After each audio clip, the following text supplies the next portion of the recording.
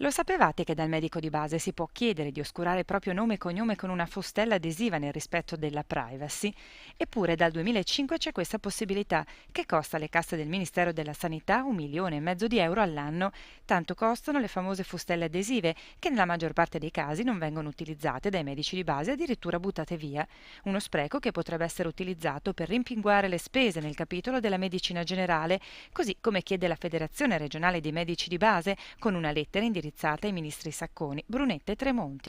Noi chiediamo che si smetta di produrre queste fustelle oscuranti.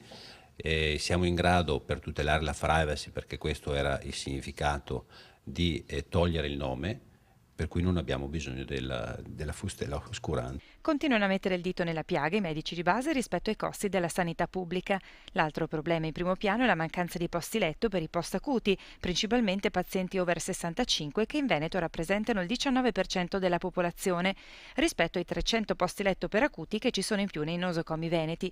Anche in questo caso hanno una proposta da lanciare per evitare che questi pazienti cronici siano lasciati nelle mani dei medici di base già oberati dal lavoro quotidiano.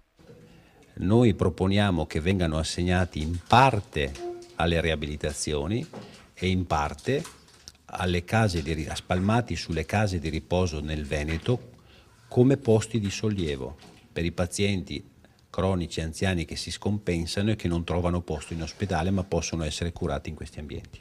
La mia giornata inizia con il primo contatto con la mia infermiera che mi dice quante visite a domicilio ho, in genere sono in media 3-4 visite a domicilio.